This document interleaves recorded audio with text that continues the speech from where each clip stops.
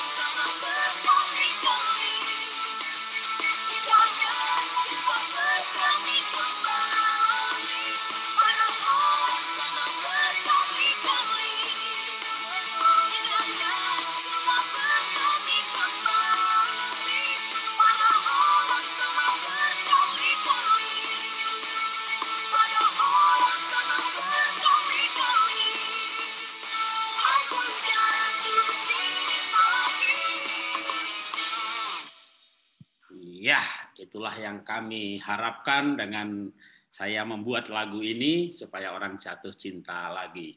Bukan sama janda sebelah, duda sebelah, istri sebelah, suami sebelah, tapi sama suami dan istrinya sendiri. Ya, nah kita akan mulai dengan mari kita berdoa. Bapak, kami mengucap syukur buat malam hari ini. Bapak menghadirkan kami semuanya, hamba-hambamu telah siap untuk berbagi kehidupan, bagaimana kami bisa menikmati pernikahan yang bahagia, karena kami seperti orang yang berpacaran sepanjang kehidupan. Kami bukan bulan madu saja, tapi kami menikmati tahun-tahun madu. Kami menikmati kasih Tuhan bersama-sama dalam kehidupan kami. Bukan tanpa masalah, bukan tanpa pergumulan, tapi Tuhan memberi kami hikmat, kekuatan untuk menghadapi itu semuanya. Dan biar apa yang kami bicarakan boleh menjadi berkat bagi teman-teman semuanya. Dalam nama Tuhan Yesus, kami siap untuk memulai acara ini. Amin. Ya, Bapak Ibu semuanya, malam hari ini kita temanya adalah honeymoon forever. Ya, bulan madu selamanya. Biasanya namanya bulan madu ya cuma 1 bulan ya. Madunya habis, tinggal bulannya. Enggak. Madunya habis, tinggal bulannya masih bagus tuh, bisa dilihatin gitu ya. Madunya habis, tinggal lebahnya. Tahu lebah? Tawon. Kan madunya habis, tinggal lebahnya. Wah, dientup sana, entup sini, entup, benjol semuanya gitu ya. Itu kalau bukan bulan madu. Ya, malam hari ini saya mengundang 2 tamu ya. Ini satu-satu dulu untuk dimunculkannya ya. Yang muda dulu. Karena yang tua itu kan pengalamannya lebih banyak, yang senior ya.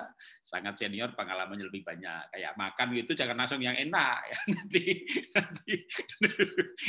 cuma saya nggak tahu nih enak yang muda apa enak yang tua. Wah, kalau di grup alumni itu kadang-kadang ngomongnya lebih berani ya enak yang muda gitu. Ya, grupnya alumni yang sudah umur 50-an, 60-an semuanya ini masa post power syndrome puber kedua ya.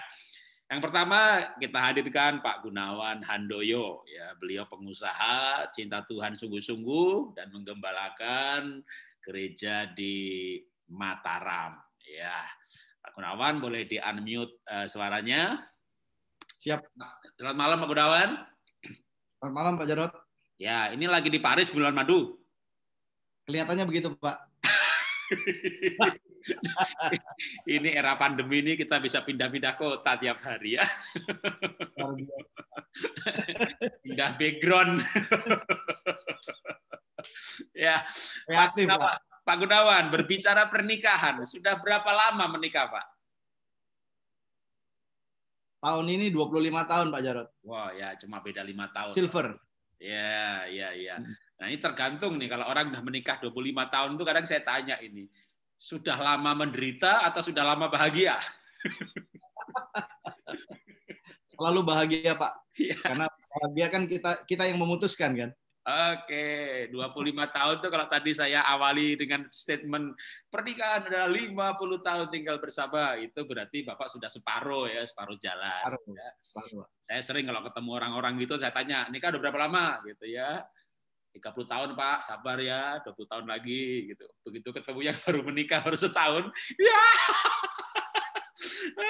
Masih 49 tahun lagi, kuat nggak tuh gitu ya. Tapi kalau orang bahagia mah makin lama makin seneng.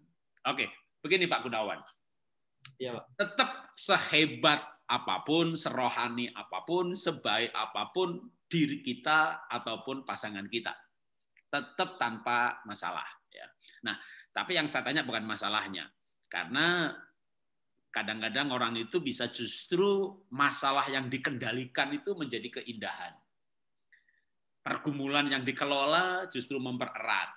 Nah, yang saya ingin tanyakan tuh pengalaman Bapak ya. Menikah 25 tahun itu kejadian apa atau pergumulan apa yang justru setelah itu jadi intim banget nih gitu ya. Silakan Pak Gunawan. Ya. Iya Pak, thank you buat waktunya. Saya punya satu pengalaman dengan istri saya tuh yang paling berkesan ya, waktu mama saya kena cancer dan kemudian di kemoterapi di Singapura ya.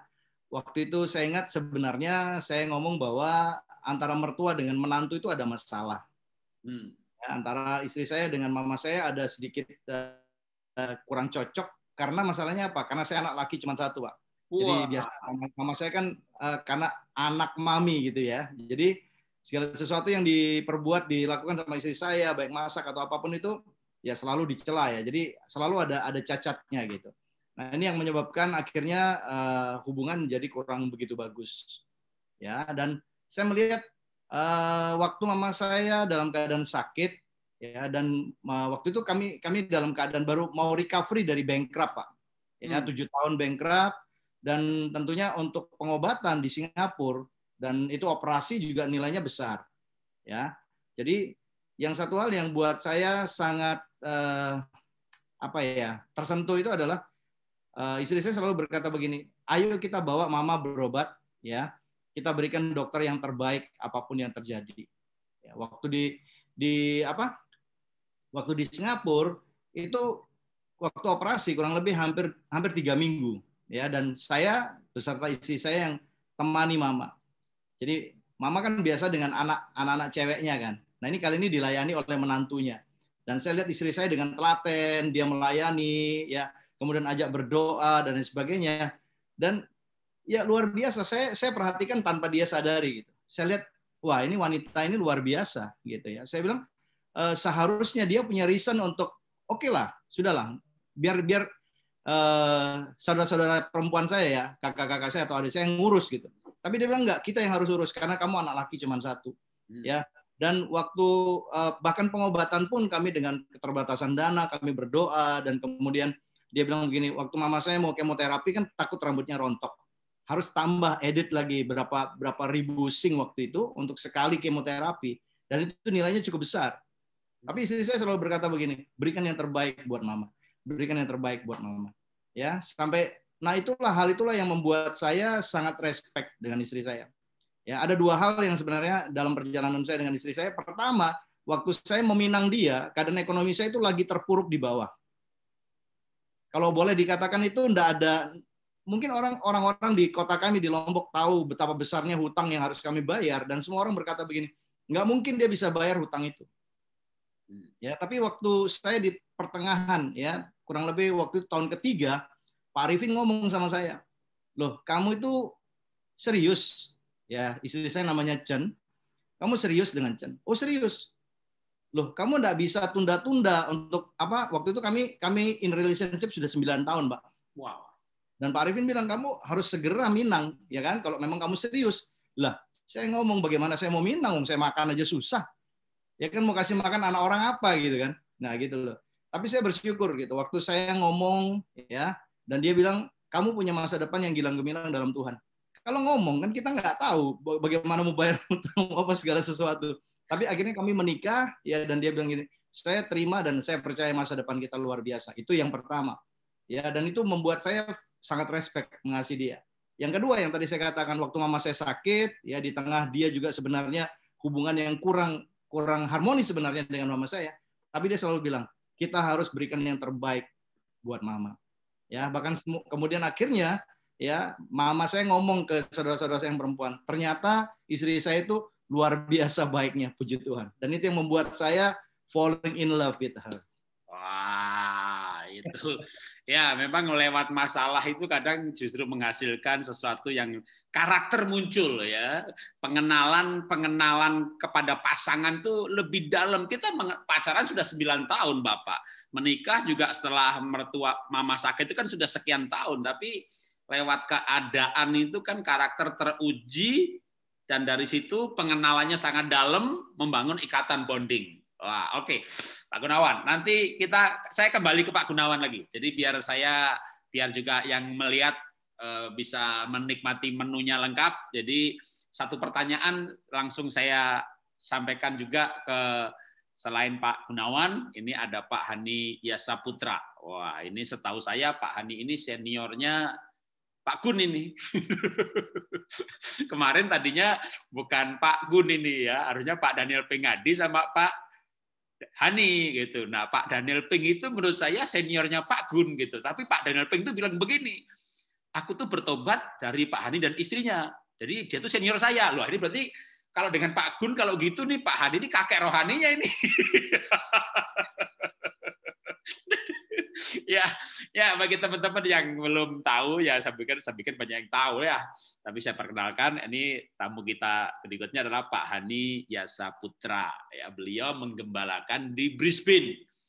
Ini berarti di Australia sudah mau jam 12 sampai jam 11 malam ini ya, beda 4-5 jam. Tapi puji Tuhan, terima kasih Pak Hani untuk mau ikut berbagi dengan komunitas Keluarga Indonesia Bahagia, di mana kita melayani keluarga-keluarga dan ini komunitas murni, bukan, tapi kita persekutuan, maka ada perjamuan kudus, tapi bukan ibadah dalam arti nggak ada kolektor. Kita berbagi kehidupan di sini. Ya, pertanyaan yang sama yang saya ajukan ke Pak Hani ya. Pertama berapa tahun menikah, lalu kalau untuk Pak Hani yang bisa membuat bulan madu lagi atau bulan madu terus gitu ya, yang memperintim hubungan tentu banyak hal. Tapi kalau pertanyaannya adalah kejadian apa yang membuat benar-benar kayak makin ini saya tidak salah menikah. Aduh, saya akan makin cinta dia gitu.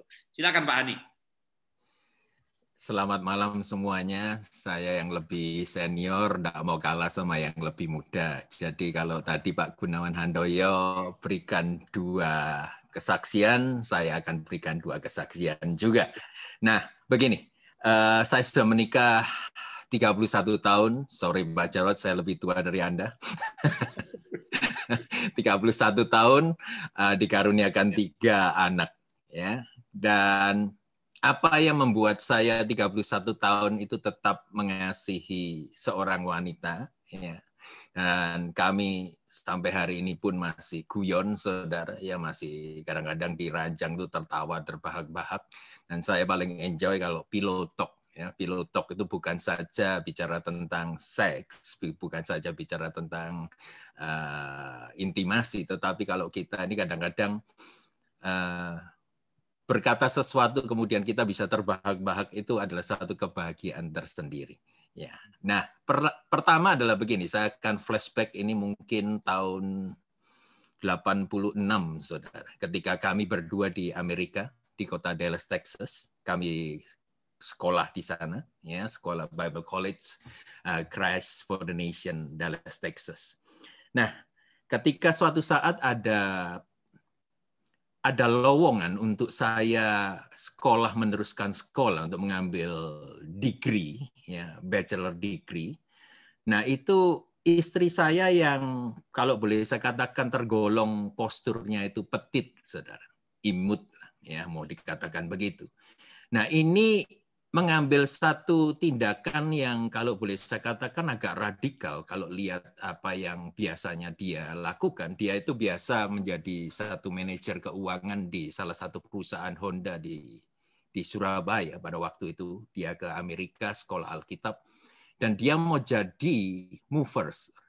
Saya tidak tahu apakah sudah mengerti tentang movers. Movers itu adalah pekerjaan tenaga sebenarnya, ya. Mengangkut barang-barang berat, istilahnya meja-meja, komputer, dan lain sebagainya. Meja-meja di Amerika itu panjang-panjang, saudara, dari satu gedung ke gedung lainnya.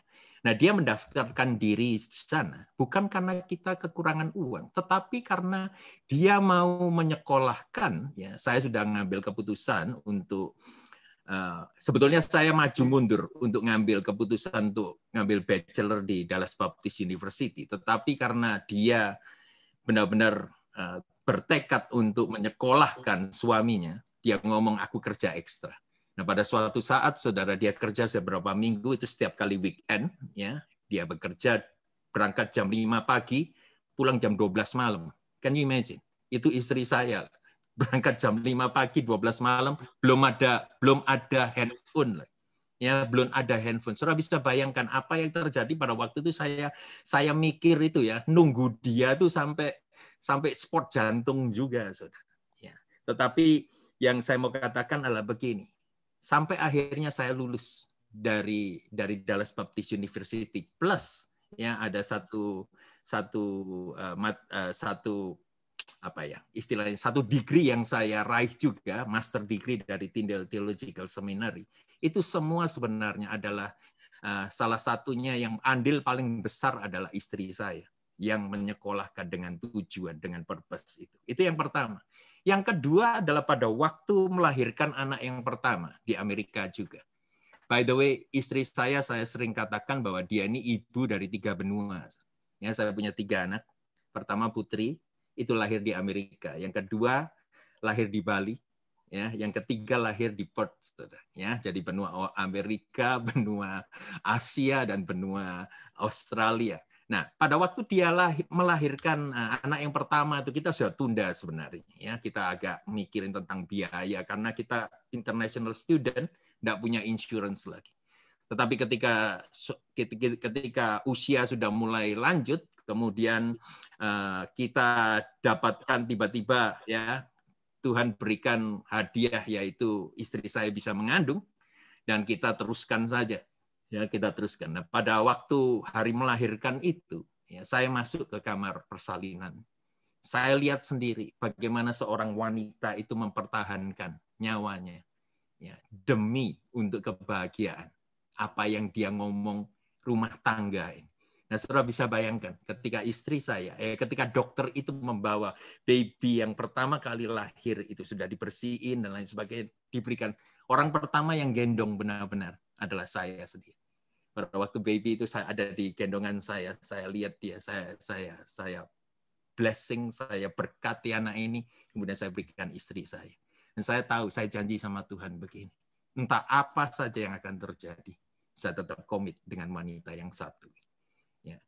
Ketika anak yang kedua lahir di Bali, saya tidak bisa masuk karena peraturan Indonesia itu agak lucu juga ya. Tapi peraturannya begitu, saudara. Tapi anak yang ketiga saya masuk lagi ke kamar persalinan. Saya lihat bagaimana seorang wanita itu mempertahankan nyawanya untuk melahirkan ya baby. Dan saya berjanji, saudara, ya saya sebagai kepala rumah tangga, saya yakin percaya begini, rumah tangga itu ada di tangan saya untuk bisa membangunnya. Bagaimana mungkin saya bisa mengkhianati seorang wanita yang dengan segala ya harga yang dia bisa lahirkan, istilahnya melahirkan anak itu dia taruh untuk mendapatkan satu rumah tangga yang bahagia. Dan saya berjanji bukan dengan kekuatan saya, tidak ada satupun yang imun pria terhadap godaan, tetapi saya berjanji Tuhan lindungi saya supaya hati ini selalu yang memiliki irama kasih sehingga tidak beralih ke jalan yang serong. Nah, di sanalah saya percaya bahwa itulah yang membuat saya setia, itulah yang membuat saya komitmen dengan satu wanita ini. Demikian Pak Jarod, saya rasa kesaksian saya. Oke, luar biasa. Nanti saya kembali ke Pak Hani ya. Saya akan balik lagi ke Pak Gunawan, tidak bolak-balik. Tapi sebelumnya saya mau ikut juga ya nebeng kesaksian. Kan tadi pertanyaannya pengalaman apa, kejadian apa yang makin tak bikin cinta gitu ya. Wah, Pak Gunawan bangkrut dan istri mau dengan dia. Kedua, mamanya sakit dan istri kelihatan kebaikannya. Waduh, tapi ini cara untuk makin cintanya ini kayaknya jangan diulang ya. Kalau misalnya udah ketemu jurusnya nih, yang bikin makin cinta itu kalau ibu sakit gitu ya. Masuk ibunya Bu sakit lagi. Jangan ya. Tak kasih tips dari saya dah gitu. Atau Pak Hani boleh juga nih. Saya kagum dari sana di satu sisi tuh ya. Anak melahirkan istri melahirkan 3 kali dan Bapak ada hadir di situ. Wah itu luar biasa tuh. Saya juga waktu itu baca buku katanya walaupun bayi itu belum bisa bicara, tapi kalau ayahnya hadir itu akan ada relasi. Belum lagi penguatan relasi suami istri ketika melahirkan ditunggui. Nah itu juga saya komitmen, wah saya akan hadir gitu. Cuma ceritanya berbeda. Jadi istri saya melahirkan 3 kali, saya pingsan 3 kali. Saya itu nggak bisa lihat jarum, nggak bisa lihat dokter, nggak bisa lihat darah. Nonton film The Patient itu langsung matanya gelap, ambil air, lalu merem tutup mata, karena kalau saya melihat terus pasti saya juga pingsan. Jadi istri saya itu waktu mau melahirkan, saya dengan gagahnya berdiri dekat tempat tidurnya gitu, nggak lama lagi susternya lihat saya, Pak, Bapak pucat, Bapak duduk, Bapak duduk aja gitu ya. Akhirnya saya digiring, dituntun ke sofa, duduk di situ, saya udah gelap itu. Akhirnya supaya saya nggak mati gitu, saya bayangin saya sampai nggak pingsan, saya ikuti aba-aba suster. Tarik nafas, ya lepaskan. Itu saya ikuti, saudara, saya tarik, saya lepasin lagi. Tahan lagi, tahan, ya tarik nafas, ya lepaskan. Saya ikuti gitu ya. Akhirnya suster bilang, Pak, itu aba-aba buat ibu. Ya, itulah ternyata saya takut darah gitu ya. Dan untung itu nggak membuat saya makin cinta, karena kalau itu yang buat makin cinta, pasal istri saya tak suruh ngelahirin lagi gitu ya. Nah, tapi yang membuat saya makin cinta istri? Jadi agak rohani ya, pakai ayat nih. Ayatnya kan berkata begini, ya, di mana hartamu, di situ hatimu gitu. Jadi banyak orang tuh tanya saya, Pak Jarod tuh sayang banget sama istrinya, cinta banget itu. Oh, iya, mau tahu rahasianya? Saya beli rumah nama istri, deposito nama istri, beli kolam renang, sport club, nama istri. Jadi semuanya saya kasih nama istri gitu. Jadi kalau saya itu di sudut halaman rumah saya yang halamannya 1.600 meter gitu ya, saya ngelihat rumah saya berkata dalam hati, saya harus mencintai istri saya. Sebab semua aset saya nama dia.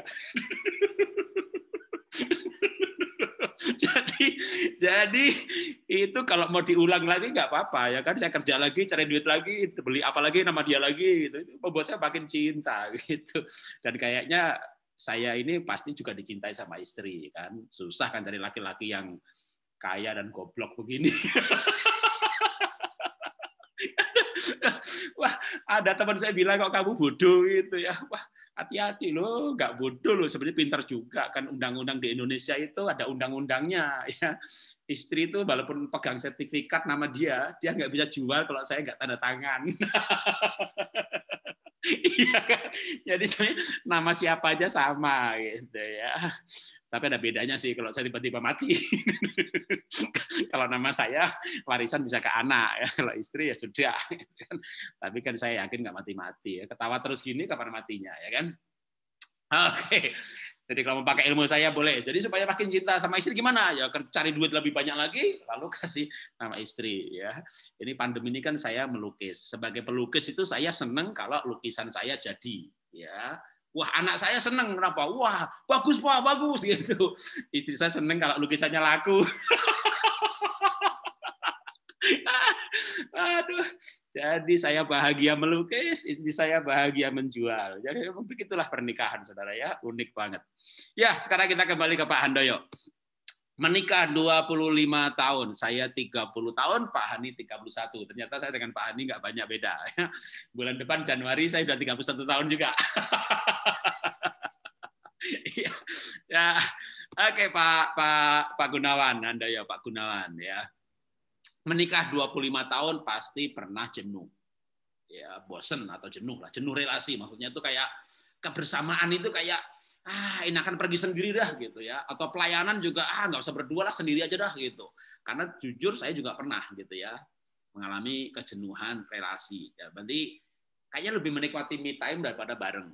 Sampai akhirnya antusias lagi. Jadi kalau tadi sengaja saya putar lagu Jatuh Cinta lagi itu memang saya ya kalau kemana-mana sekarang pacaran gitu ya, sambil bawa video kamera, tapi itu selfie video, nggak bawa kru. Nanti kan krunya lihat saya pacaran gimana gitu ya. Itu tripod dipasang, kita jalan balik lagi.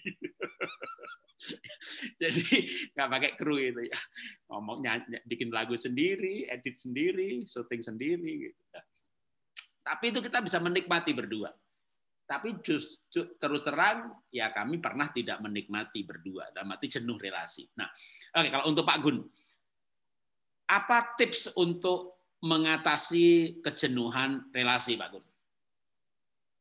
Ya sebenarnya kalau bicara mengenai jenuh relasi itu semua orang ngalami ya. Tapi saya bilang bahwa buat saya ya, dia itu sosok yang sangat spesial, ya, karena saya tahu saya punya beberapa kelemahan dan dia bisa mengisi kekurangan saya. Nah, kalau tips saya adalah bagaimana jenuh, ya kita komunikasi.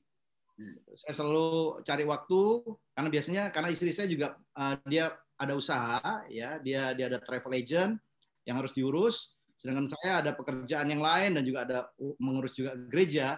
Jadi kadang-kadang waktu untuk ketemu ini seringkali harus dipaksakan gitu.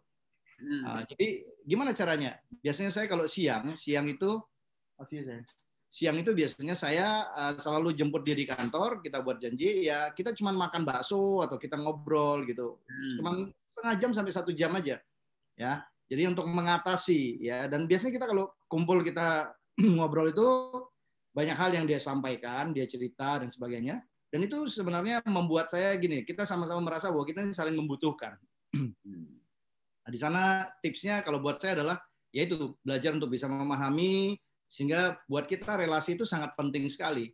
Ya, karena kalau nggak ada relasi yang baik, ya itu malah saya bilang kadang-kadang hal-hal yang sederhana bisa menimbulkan konflik satu dengan yang lain. Jadi ya membangun komunikasi yang baik, keterbukaan, itu aja yang biasanya kita lakukan. Dan kebersamaan yang sederhana ya, makan bareng, makan bakso bareng, pergi bareng, itu kan kebersamaan yang tidak menimbulkan konflik. Kadang-kadang suami istri jaga toko bareng gitu ya, berantem soal harga, berantem soal ngasih diskon berapa, karena kerjanya bareng-bareng. Tapi kalau kerja pisah itu emang ada ruginya, ada untungnya. Untungnya karena nggak ketemu beberapa jam malah jadi kangen gitu ya. Oke, kalau Pak Hani ini ya, Pak Hani punya tips mengatasi kejenuhan relasi, boleh, kejenuhan seksual juga boleh. Ya, jangan main course-nya dulu, Pak. Relasi saja. Ini pengalaman saya sih ya. Saya merasa bahwa kejenuhan itu merupakan satu racun di dalam pernikahan.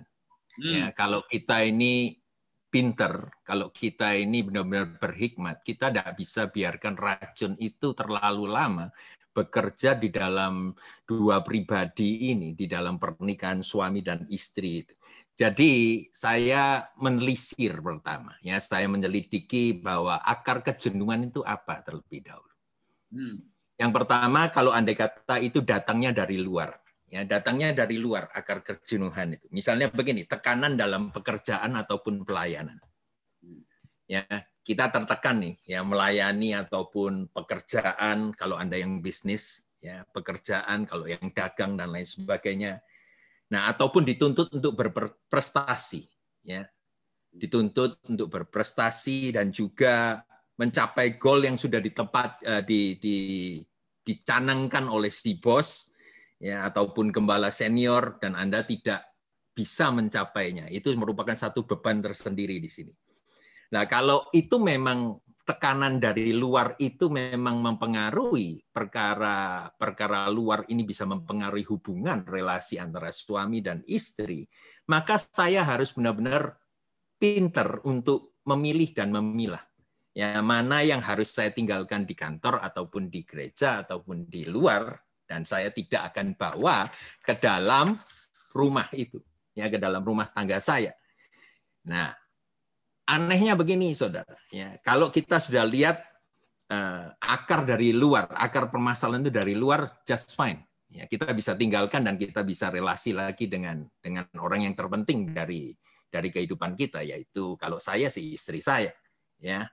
Nah, kadang-kadang yang menjadi permasalahan itu entah setan model apa yang lewat di rumah juga. Kita datang dengan beban, kita datang dengan ya kita sudah tinggalkan semua nih beban ya di kantor, di mobil, entah di halaman, pokoknya kita masuk kita enggak mau kompleks lagi. Entah setan apa yang lewat ketika masuk ke dalam rumah ya, istri Anda tiba-tiba sewot juga. Ya, Anda tidak boleh menghindar dari permasalahan di rumah. Nah, ini repotnya, saudara. Kalau saudara tidak biasa untuk melatih untuk mencari solusi dari semua permasalahan yang ada dalam rumah tangga, maka Anda akan masuk ke dalam satu lingkaran setan lagi, yaitu saudara merasa bahwa istri Anda ini nggak ngerti nggak ngerti diri saya. Jadi akhirnya saudara apa? Ya, tidak memvalidasi perasaan yang apa yang ada di dalam istri Anda. Nah, sewotnya istri itu kan pasti ada akarnya juga. Itu kan pasti ada akarnya juga lah. Kalau kita ini tiba-tiba datang gitu, yang kita sudah tinggalkan di pekarangan, kita ambil lagi, kita tambahin lagi yang dari depan ini. Ya, kita akhirnya ngomong wis judek lah, istilahnya sudah forget it, dan kita ini ngambil satu konklusi bahwa istri kita benar-benar cerewet dan tidak sayang kepada kita. Itu aneh yang ada di dalam pikiran. Kita bisa ngambil konklusi seperti itu. Nah, pelan-pelan Anda digiring kepada satu opini, saudara, yaitu percuma saja berrelasi dengan seseorang yang tidak mengerti Anda. Ini orangnya adalah istri Anda sendiri. Ya, akhirnya Anda mulai jenuh kayak batu bata gitu, yang menjadi satu stone wall, tembok yang tinggi dan tebal, tidak bisa dihancurin apalagi. Nah, itu di ambang perceraian. Ya, saya tidak akan ngalami seperti itu, tapi saya pernah ngalami ketika saya datang, istri saya juga tahu-tahu nyamber begitu saja. Nah, tips saya cuma satu, saudara. Ada beberapa sih, bukan satu ya. Nggak mungkin pendeta itu kasih tips satu lah, ya. Yang satu begini. Kita yang menikah semuanya di layar Zoom ini. Ya. Saudara harus satu begini. Menikah itu memang tidak mudah. Expect perihal ini. Saudara akan ngadepin masalah demi masalah. Ya, belum lagi masalah yang dari luar, apalagi kalau dua jadi satu. Itu masalah juga. Nah, expect bahwa Anda itu menikah dengan orang yang berdosa, bekas pendosa. Ya, enggak ada, kita enggak menikah dengan malaikat. Cuma satu. Jadi expect sudah. Jangan merasa terkejut. Wah, kok begini menikah dengan pendeta? Lah, pendeta juga manusia. Ya. Yang kedua, tips saya adalah belajar untuk mengetahui lebih dalam pasangan yang Anda nikahi dan sayangi. 1 Petrus 3 katakan, dwell with them with understanding. Kita ini harus belajar, saudara. Ya, belajar. Yang ketiga, kita harus belajar juga bukan saja mengerti pasangan kita, tapi kita belajar untuk menguasai ya diri sendiri ini. Jangan terlalu serius menanggapi permasalahan yang ada. Walaupun tetap harus dicarikan solusinya. Dan beratnya beban itu janganlah dibawa terus. Tidur pakai beban itu. Akhirnya enggak ngomong, ya, diam-diaman. Ya. Akhirnya itu dibawa terus, saudara. Dibawa terus dalam keseharian. Soalnya apa? Kalau saya perhatikan begini, pesawat yang kelebihan beban, itu ada dua perkara saja. Kalau ada satu pesawat yang kelebihan beban, yang pertama adalah kecelakaan, pesawat itu kan jatuh. Yang kedua, tidak bisa terbang. Nah, kalau kita ini dalam manusia, kita ini tidak pintar untuk mengalihkan beban ini ya, kepada seseorang yang mengatakan begini, datanglah kepadaku, engkau yang letih lesu berbeban berat. Itu suatu undangan, suatu invitation untuk meletakkan beban kita kepada Tuhan. Nah, kalau kita tidak lakukan itu, maka kita ini benar-benar dekat sekali, intim dengan kegagalan. Intim dengan kegagalan. Nah, 2 ayat yang saya ingin berikan kepada saudara. Ya. Tadi sebetulnya ada 3 tips. Yang pertama, menikah itu tidak mudah. Kedua, belajar mengetahui tentang pasangan kita. Yang ketiga, belajar mengetahui diri kita sendiri. Bagaimana kita bisa mengalihkan beban kepada Tuhan yang menawarkan pertolongan itu. Ya, 3/2. Ya, 3/2 itu 3 tips plus 2 ayatnya. Ayat yang pertama Roma 15 ayat 1-2. Ayat ini luar biasa sekali, memberkati saya. Roma 15 ayat 1-2 dikatakan begini. Kita yang kuat wajib menanggung kelemahan orang yang tidak kuat. Dan jangan kita mencari kesenangan kita sendiri. Setiap orang di antara kita harus mencari kesenangan sesama demi kebaikannya untuk membangunnya. Berarti kalau di rumah, I'm so sorry, saya sebagai gembala sidang dan saya juga sebagai kepala rumah tangga, sebetulnya firman ini menuntut saya yang kuat ini, kuat rohani. Ya, kita ini harus ngerti pasangan kita. Ya, lebih baik saudara jangan ngomel, jangan komentar. Ini loh, diam aja. kita yang kuat sanggup untuk menanggung kelemahan orang lain. Yang kelima adalah yang ayat yang selanjutnya adalah begini, Ibrani 3 ayat 4. I love this scripture. Dikatakan begini, sebab setiap rumah dibangun oleh seorang ahli bangunan. Tetapi ahli bangunan segala sesuatu ialah Allah. Luar biasa loh ayat ini. Dikatakan sebab setiap rumah dibangun oleh seorang ahli bangunan. Tetapi ahli bangunan segala sesuatu ialah Allah. Ini adalah seseorang ya, pribadi Tuhan yang menawarkan kepada kita, marilah engkau yang letih lesu berbeban berat, datanglah kepadaku. Aku akan memberi kelegaan kepadamu. Nah, kita harus meminta hikmat dan kemampuan dari Bapa sendiri untuk bisa sukses membangun rumah tangga yang kita idamkan. Ya, jadi kita ini adalah starter dari relasi di rumah. Saya tidak akan biarkan racun daripada kejenuhan itu ya untuk menghancurkan apa yang saya bangun mulai dari scratch. Saya mau lebih lagi nanti membangun sampai Tuhan Yesus datang kembali kedua kalinya.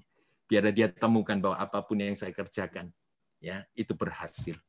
Dan gelar yang saya inginkan Pak Jarod bukan doktor bukan.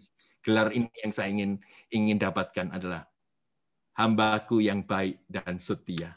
That is the only one that I want to get it. Ya, Tuhan memberkati. Mantap.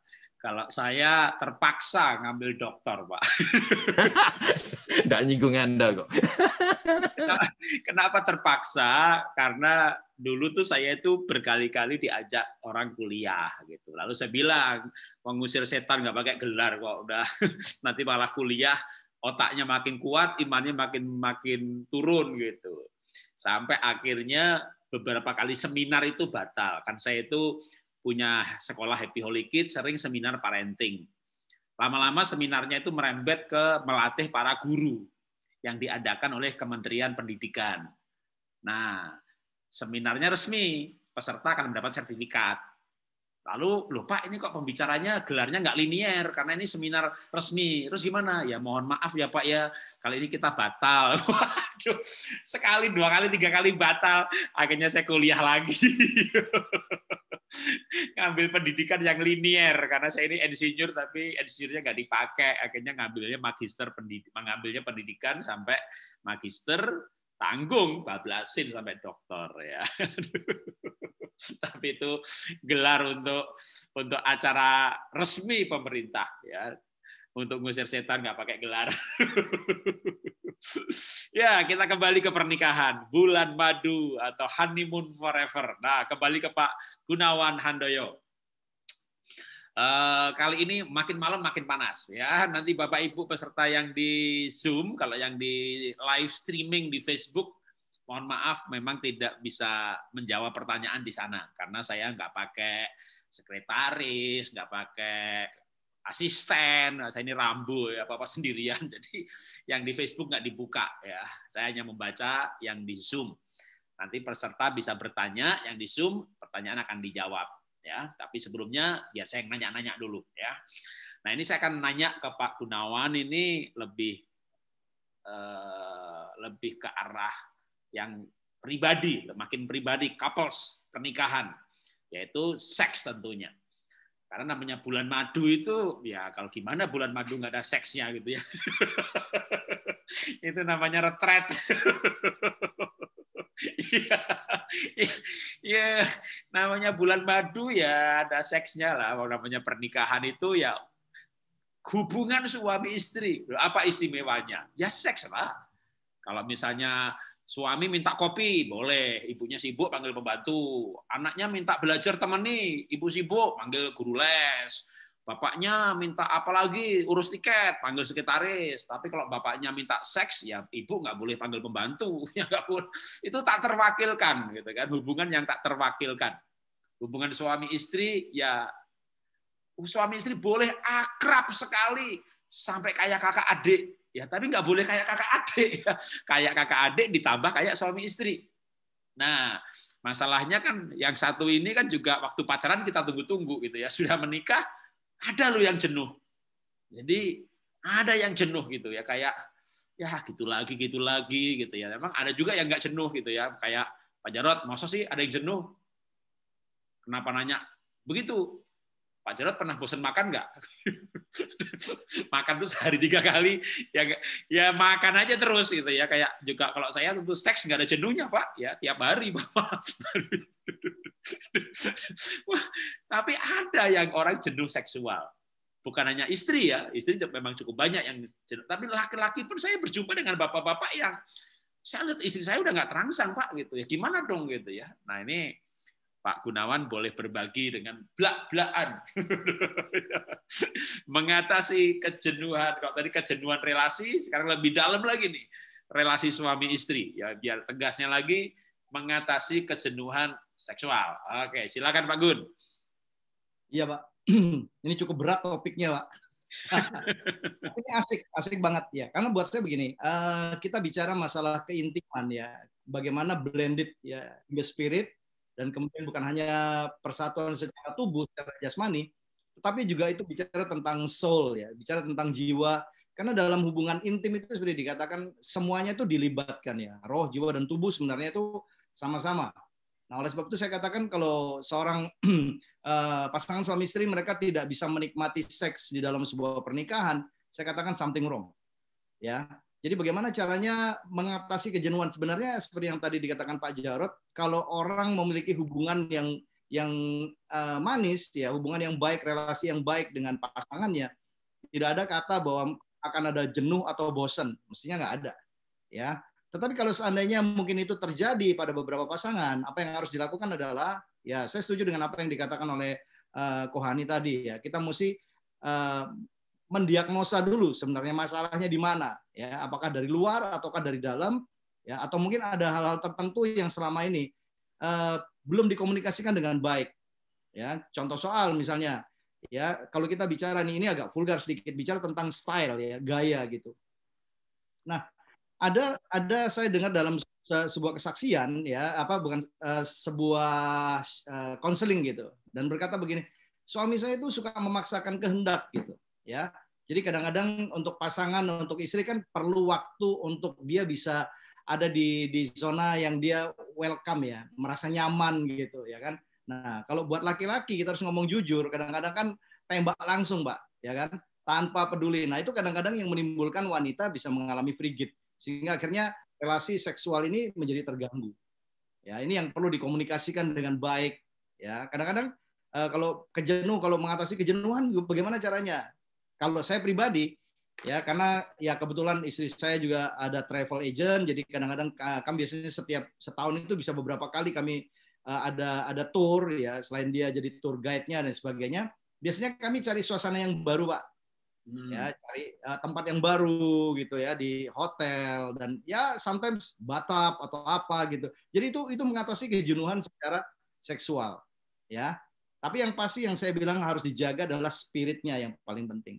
Ya, dan kasih cinta ini yang harus terus dibangun ya. Jatuh cinta itu sekali, tapi membangun cinta itu harus setiap hari. Nah, kalau ada cinta di dalamnya dan ada komunikasi yang sehat gitu, kita mesti tahu ya, istri kita itu dia sukanya seperti apa, diperlakukan seperti apa, ya kan? Nah, gitu. Kalau kita mau diperlakukan sebagai raja, kita perlakukan istri kita sebagai ratu. Nah, tentunya saya katakan hal-hal yang paling menyenangkan buat pasangan kita, hal itulah yang harus kita menjadi fokus bagi seorang suami. Demikian pula sebaliknya.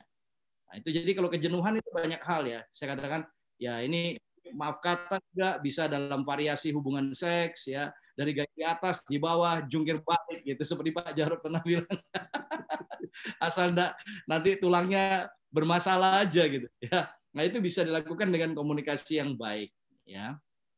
Ya itu mungkin dari saya Pak, mengalami kejenuhan ya. seks, komunikasi dan mungkin ya tempat, atmosfernya beda, suasananya beda gitu.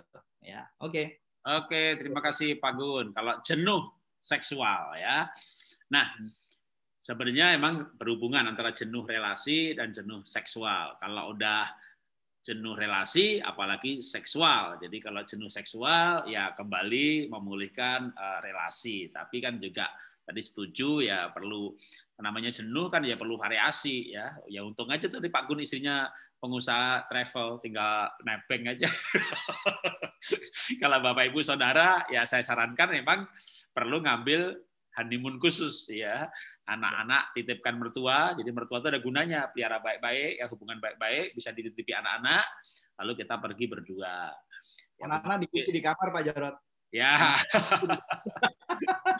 punya duit ke luar negeri, nggak punya duit ya dalam kota. Tidak punya duit dalam rumah Pak. Kalau nggak punya ke hotel mahal, ya malah anak dan pembantu yang disingkirkan. Ya, jadi kalau misalnya tinggalnya di Jakarta, pembantu dipanggil, suruh beli cabai ke Bogor, gitu. Jangan lewat tol. Ya, tapi intinya adalah kejenuhan ya diatasi dengan variasi. Kalau saya kadang-kadang baik jenuh relasi atau jenuh seksual itu ya dibangkitkan kerinduannya malah dengan menyendiri. Jadi saya kalau jenuh misalnya gitu, ya kadang pergi pelayanan keluar kota sendirian itu masih jadi kangen. Tiap hari bertemu gitu malah berantem gitu, bisa bosen. Jadi contoh belak-belakan jujur nih, 2 minggu di rumah, malah kadang-kadang 2 minggu itu nggak seks. Gitu. Tapi begitu pergi seminggu, pulang pasti seks. Jadi begitu pergi jadi kangen gitu ya. Nah, memang hati-hati waktu jenuh itu jangan jenuh lalu pergi, begitu pergi cari si mantan pacar. Wah, itu pelarian yang berbahaya ya. Kalau jenuh jangan menghubungi si mantan, jangan pergi sama orang lain lawan jenis. Sendirian itu kalau saya menyendiri itu kadang ingat waktu pacaran dulu, ingat dulu waktu mencari pacar tuh kan ada juga peneguhan-peneguhan Tuhan, lalu mengobarkan kerinduan. Jadi kalau lagi pergi sendiri itu saya misalnya pergi pelayanan keluar kota 5 hari gitu ya. Hari kedua aja udah mulai memberanikan diri untuk dulu saya nggak berani gitu. Tapi lama-lama saya coba. Waktu WA istri gitu ditambahi belakangnya miss you gitu. Itu kalau nggak biasa itu kayak mau nulis begitu tuh kayak beban berat gitu ya. Ini nanti dijawab apa ya? Lebek lu, ngapain lu gitu ya. Tapi ternyata enggak. Dijawab juga miss you too. Weh, hore. Jadi pertama kali kita begitu tuh kayaknya seneng gitu ya. Lama-lama itu jadi terbiasa, lama-lama malah jadi mesra dan itu juga membangun keintiman tersendiri. Karena dulu saya itu nggak biasa bilang I miss you gitu, nggak biasa. Nulis aja nggak biasa, tapi memberanikan diri dan melihat ternyata responnya bagus gitu ya. Dan itu tentu hanya bisa bilang I miss you kan kalau pergi dong ya. Masa berduaan gitu lalu WA, I miss you. Dijawab, aku di sebelahmu goblok. Jadi oke, ya itu mengenai mengatasi kejenuhan. Nah, sekarang kita kembali ke Pak Hani. Berbicara honeymoon forever, itu berarti bicara keintiman. Berbicara keintiman berarti keterbukaan. Nah, masalahnya kadang keterbukaan itu susah gitu kan. Entah pasangan yang tertutup atau kita yang tertutup, tapi yang pasti banyak orang takut untuk terbuka. Nah, saya ingin minta solusi dari Pak Hani. Apabila ada pasangan yang tidak bisa honeymoon lagi, nggak bisa intim lagi, karena memang tidak bisa terbuka. Jadi menurut saya keintiman itu mestinya ada akarnya, ada fondasinya, keterbukaan. Tapi ada masalah di fondasinya ini gitu. Saya takut untuk terbuka. Gitu. Oke, gimana Pak Ani? Bicara tentang intimasi, dalam bahasa Inggrisnya sangat baik sekali. Dikatakan bahwa intimacy, into me see. Ke dalamku engkau melihat. Jadi pasangan kita sajalah yang bisa melihat. Kita ini siapa? Nah, untuk saya, kalau andai kata sudah jadi suami istri, tidak bisa terbuka, itu pasti ada apa-apanya. Ya. Terutama kalau boleh saya katakan begini, ada di ayat Kejadian 2:25. Ini saya sering bagikan di seminar pernikahan. Kejadian 2:25 dikatakan begini. Mereka keduanya telanjang, manusia dan istrinya. Tetapi mereka tidak merasa malu. Ashamed, ya, tidak merasa malu. Nah, tadi saya katakan intimisi itu istilahnya bersama dengan pasangan hidup yang sah. Seharusnya tidak ada lagi ketidakterbukaan. Semuanya dikatakan mereka itu telanjang tapi tidak malu. Jadi berarti ada sesuatu yang terbuka. Ya. Nah, justru kalau boleh saya katakan begini, kalau ada perasaan malu ataupun perasaan enggan ketika kita telanjang, itu merupakan satu peringatan bagi kita. Jangan-jangan kita ada di dalam kamar, tapi bukan dengan pasangan kita. Sebab firman Tuhan katakan, kalau suami istri tidak pernah malu, tidak ada feel guilty, tidak ada perasaan bersalah, karena itu memang berkatnya Tuhan tersendiri. Nah, bicara tentang ketidakterbukaan, itu banyak akarnya. Ya. Nah, saya percaya begini, kita harus singkirkan apa saja yang menjadi penghalang intimasi bersama dengan pasangan hidup itu. Misalnya dosa asumsi. Misalnya begini, suami pernah mengkhianati istri, pernah selingkuh. Nah, istri biasanya kepingin melihat pertobatannya bagaimana. Kemudian restorasinya Tuhan bagaimana. Baru ada pengampunan total. Kalau masih ada trauma di sana, perihal seksual, tidak bisa lagi melakukan hubungan seks antara suami dan istri, maka dibutuhkan juga bantuan dari dokter ataupun psikologi, ya, dan doa yang banyak untuk menghilangkan trauma ini. Karena mungkin saja ya, sebelum mereka menikah pada waktu yang wanita ini ataupun yang pria pada waktu mereka single, itu mereka pernah di-abuse, dilecehkan. Itu menjadikan satu trauma. Kalau trauma, maka saya yakin percaya satu hal bahwa kita perlu bantuan selain doa adalah dokter dan psikologi. Mungkin itu yang saya bisa jawab, Pak Jarod. Oke, terima kasih Pak Hani.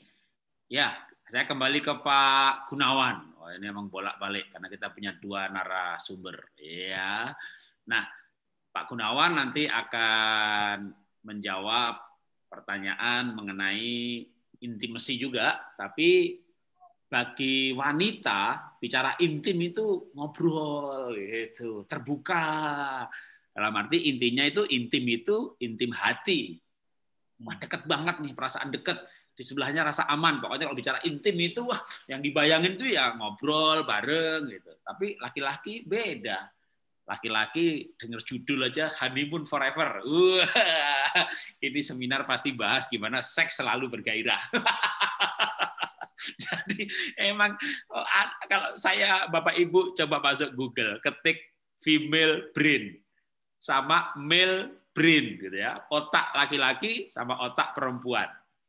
Jadi otaknya perempuan itu memang relasi, talking, bicara, restory, retelling. Itulah maka intim itu ya itu gitu. Nah, saya Google male brain, otak pria gitu. Isinya itu seks. Jadi areal otak yang dipakai untuk berfungsi atau memikirkan apa gitu.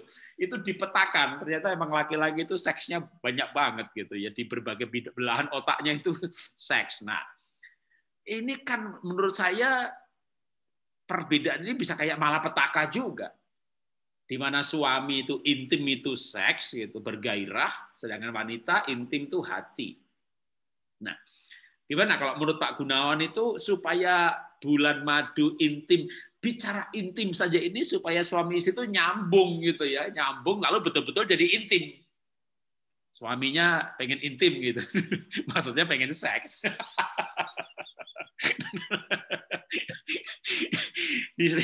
Direspon dengan berantem. Nah, gimana Pak Gun? Silakan Pak Gun. Ya, kalau saya bilang sih kita ini kalau membangun satu hubungan seks yang sehat, yang menyenangkan untuk kedua belah pihak, itu memang selalu kembali dimulai dari relasi ya. Sama-sama hatinya nyaman, sama-sama hatinya bisa menikmati, ya itu baru dikatakan kepuasan untuk kedua belah pihak. Ya karena kali dalam pernikahan itu banyak wanita menjadi frigid. Jadi tidak bisa nyaman, tidak bisa menikmati hubungan seks. Ya karena banyak hal, banyak faktor. Oleh sebab itu seringkali kalau dalam konseling pernikahan atau mungkin dalam seminar-seminar pernikahan suami istri, selalu saya katakan kalau kita ini harus membangun menghangatkan sarang istilahnya. Ya ini istilah yang seringkali dipergunakan oleh Pak Roni. Jadi kalau kita misalnya ini nanti malam kita atau besok malam kita merancangkan untuk hubungan intim ya atau honeymoon ya, kita ngalamin kemesraan, apa yang harus dilakukan? Itu nggak bisa sak-dek sak-nyet gitu. Jadi harus mulai dari 1 hari sebelumnya itu kita sudah mulai membangun ya atmosfer yang enak. Kita mulai ya mungkin kalau istri capek di dapur mulai dipijitin ya, mulai bangun romantisme itu gitu. Jadi pada waktu malam harinya misalnya ini sudah waktunya untuk kita show ya ibaratnya gitu ya, dua belah pihak udah siap. Jadi nggak ada ganjalan apapun. Nah kalau masih ada ganjalan ya itu harus diselesaikan ya, dikomunikasikan. Nah ini yang saya katakan karena sebenarnya hubungan seks ini bagus buat kesehatan, yaitu menurut jurnal kesehatan ya. Karena itu juga memacu jantung dan kemudian memompa hormon-hormon yang bisa membuat tubuh menjadi sehat ya. Pikiran bisa menjadi fresh, relax dan lain sebagainya. Dan juga jangan lupa bahwa memang bagi pria kenapa ya dikatakan dia kalau berbicara tentang seks dia lebih antusias ya kan? Ya karena 3-4 hari itu kantong sperma seorang pria itu akan penuh ya kan? Jadi dia butuh untuk bisa pengeluaran. Nah makanya saya nggak tahu ya, mungkin waktu Adam terima message dari Tuhan beranak cuculah dan penuhilah bumi. Lah kan bagaimana caranya beranak cucu kalau nggak kita katakan salah satunya melalui hubungan seks ya pastinya kan gitu. Nggak bisa beranak cucu. Jadi nggak heran mungkin Adam berpikir begini, oh beranak cucu seks, beranak cucu seks. Nah mungkin itu yang jadi dalam pikiran seorang pria itu jadi seks di mana-mana. Kenapa? Karena ingat perintah Tuhan, mandatnya ya beranak cucu dan penuhilah bumi. Ini intermezzo aja ya. Saudara jangan aminkan. Ya, tapi ya saya katakan memang harus dimulai dari kembali yang saya katakan relasi dulu ya kan, mesti hatinya sukacita dulu, happy, nyaman. Nah, waktu melakukan hubungan seks, ya itulah yang saya katakan sorga di bumi itu, Pak. Iya. Kalau ada ganjalan, waduh, Pak, repot, Pak. Ya, puji Tuhan. Ya, emang hidup ini itu realita ya, realita hidup yang harus kita hadapi bahkan ketika masuk masa usia lanjut. Saya senang dengan bukunya Mark Goulston, Dr. Mark Goulston. Dia nulis buku The Six Secrets of a Lasting Relationship. Bahkan dia juga mengajarkan mengenai seks masa tua, di mana ketika udah menjadi kakek nenek, bahkan mungkin sudah tidak bisa hubungan seksual dengan organ seksual. Dalam arti nggak bisa penetrasi, tapi keintiman biologis non-seksual. Dalam arti ya mesra-mesra aja, pergi kemana ya gandengan tangan, mau tidur ya ciuman bibir, tapi habis itu nggak berlanjut. Maka disebut keintiman biologis non-seksual. Nah itu akhirnya menjadi sebuah gaya hidup mesra antara suami istri. Dan kemesraan bukan pendahuluan akan bercinta. Tapi memang kemesraan itu adalah tanda ketika orang saling cinta. Ketika kita pacaran kan kita mesra tapi nggak seks.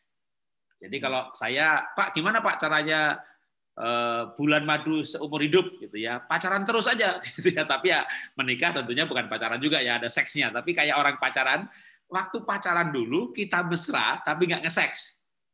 Nah waktu menikah kita nge-seks tapi nggak mesra. Lagi peluk aja, udah jangan peluk gitu ya. Elah, dulu waktu pacaran senangnya dipeluk, sekarang suami mau peluk aja jangan peluk. Jadi gini loh, sekali lagi, waktu pacaran kita mesra tapi nggak nge-seks, waktu menikah kita nge-seks tapi nggak mesra. Nah itulah salahnya ya. Jadi harusnya kita tetap melanjutkan kemesraan, baik nge-seks ataupun tidak. Kalau sudah tua gimana Pak Jarod? Kalau sudah tua gimana? Mau mesra sudah telat. Mau seks sudah telat. Nah, tua ya nggak apa-apa kan, sudah tua mesranya aja tanpa seksnya kan. Jadi banyak mesranya itu lanjut terus, baik pacaran atau menikah, masa seks atau enggak ya sesuai dengan ritme biologis masing-masing. Tapi sering ada yang ketika sudah menikah itu malah mesranya ini betul-betul enggak gitu loh. Jalan nggak gandengan tangan, tidur nggak berpelukan, di mobil nggak gandengan tangan, tapi seksnya jalan terus. Sehingga akhirnya seksnya jalan, mesranya hilang. Nah, maka harusnya mesranya jalan terus, baik seks ataupun tidak, gitu ya. Sampai nanti memang udah kakek nenek, sehingga kemampuan seksualnya betul-betul sudah nggak ada. Tapi mesranya jalan terus. Nah, itulah yang disebut dengan sebenarnya ya oleh Dr. Magulson itu sebagai the six secret of a lasting relationship. Karena memang kembali manusia itu makhluk relasi. Dan bukan lagi perempuan kok sebenarnya ya. Kalau laki-laki yang lahir baru, laki-laki yang takut akan Tuhan, pasti akan menjadi makhluk relasi. Memang secara umum disebut laki-laki, wanita itu lebih makhluk relasi, laki-laki enggak. Tapi itu sebenarnya fenomena yang ya fenomena itu kenyataan, data. Tapi bukan sebuah kebenaran yang harus dijalani. Bahkan itu sebagai data yang harus fakta yang harus kita pahami, tapi harus disiasati. Kan kita sebagai laki-laki yang harus berubah menjadi juga ya orang yang pandai membangun relasi, relationship builder. Oke, kembali ke Pak Hani lagi ya. Kalau belum ada yang bertanya dari peserta, kali ini ke Pak Hani saya nggak nanya. Apa saja yang mau disampaikan Pak? Mau kejenuhan seksual boleh, tips intim boleh, nambahi lagi menghargai pasangan supaya intim boleh, ya senior tuh nggak usah ditanya, bahan khotbahnya banyak. Ya, silakan Pak Ani. Kalau ada pertanyaan dari peserta, saya akan menyampaikan pertanyaan untuk dijawab. Tapi kayaknya ini Pak peserta asik mendengarkan percakapan kita ini ya. Ya, ada satu yang bertanya. Oke, tapi silakan Pak Ani dulu. Kalau ada yang mau disampaikan. Tadi Pak Jarod bilang kakek nenek saya ini sudah jadi kakek nenek loh. Tadi agak mantap. Gitu loh ya. Tapi saya mau berikan satu tips ya yang saya rasa bahwa ini perlu kita sadari dan perlu kita lakukan sebenarnya. Ya, siapa sih yang tidak pernah bertengkar antara suami istri? Ya. Pertengkaran besar, pertengkaran kecil, tapi tetap bertengkar. Tapi bagaimana caranya kita untuk menyelesaikan pertengkaran? Kadang-kadang, saudara, ya, tanpa disadari itu masuk. Ya. Benih kebencian itu masuk. Benih ketidakpuasan itu masuk dalam hati kita. Kita tidak ngomong, tapi di dalam ada. Nah, bagaimana caranya untuk menanggulangi pertengkaran itu supaya tidak menjadi racun bagi pernikahan kita? Saya sadari di ayat yang kejadian, ya dikatakan kejadian 2 itu kejadian 1 dikatakan begini, bersatu dengan istrinya, Adam itu bersatu dengan istrinya, jiwa, sehingga keduanya menjadi satu daging. Jadi seorang pria itu harus meninggalkan ayahnya dan ibunya, kemudian bersatu dengan istrinya.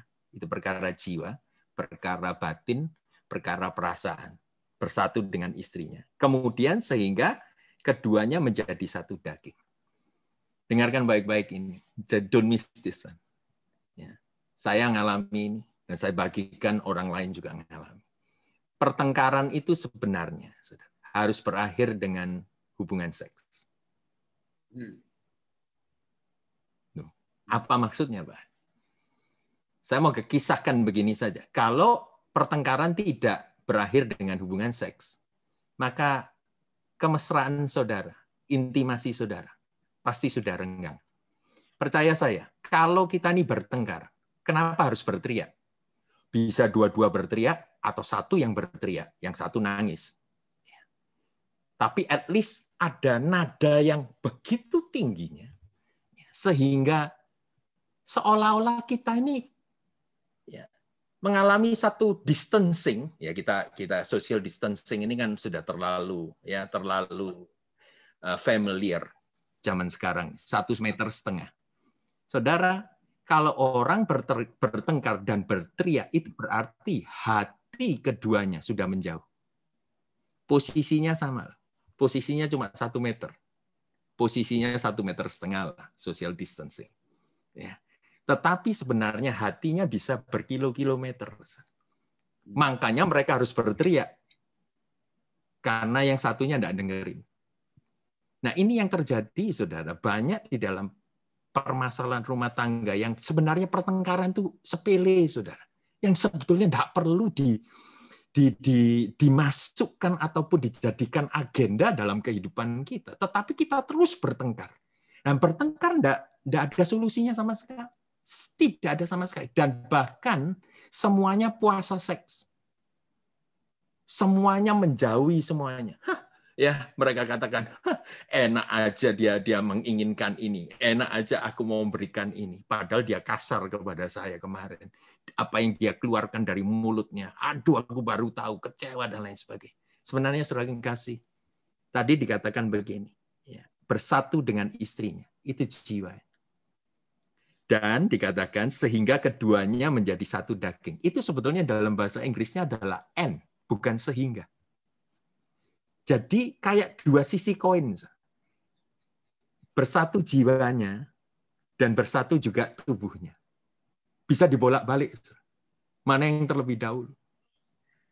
Saudara mau dapatkan istilahnya begini. Orgasme. Saudara tahu apa yang menjadi kunci daripada orgasme? Karena ini bersatu jiwanya. Tadi Pak Yohanes Gunawan, bukan Yohanes Gunawan, Gunawan Handoyo, ya. Biasanya saya panggil Yoyo sih. Pak Gunawan Handoyo itu menjelaskan ya tentang bagaimana apa tadi saya mau nyampaikan ya. Istilahnya itu dua jiwanya dulu terlebih dahulu, harus disayang-sayang dulu, harus dimanis-manis dulu baru hubungan seks. Tapi yang saya yakini begini, kalau saudara itu satu jiwa, ya benar-benar saudara mengasihi dengan segenap hati, maka saudara akan dapatkan kepuasan seks. Nah demikian juga, kalau saudara mau mendapatkan kesatuan dalam perasaan, dalam batin, dalam jiwa, saudara harus melakukan hubungan seks ini. Suami istri. Jangan menjauhi hubungan seks. Semakin saudara puasa seks, semakin saudara jauh jiwanya. Makanya pertengkaran jauh lebih gencar lagi. Karena ini sudah terlalu jauh. Satu-satunya yang bisa mendekatkan Anda ya kembali satu jiwa, itu adalah hubungan seks. Ayat itu dahsyat, saudara. Di mana dikatakan seorang laki-laki akan meninggalkan ayahnya, ibunya, dan bersatu dengan istrinya. Sangat setuju. Ya, bersatu dengan istrinya. Bersatu dengan istrinya, dan dikatakan mereka itu keduanya menjadi satu daging. Coba itu, percaya saya. Jangan malah ditampar, digampar kalau bertengkar. Hak dah, sudah. Satu-satunya jalan kalau yang satu, tidak puas, sudah rangkul saja. Katakan, I'm so sorry. Saya yakin percaya saudara. Saudara tidak mau percaya, coba. Sudah dilakukan dan sudah manjur. Sangat manjur, karena itu firman Tuhan. Ya, itu tips saya, Pak Jarod. Pak Roni itu. Oke, luar biasa ya. Dulu kita pernah ada sesi sih, intimacy after conflict.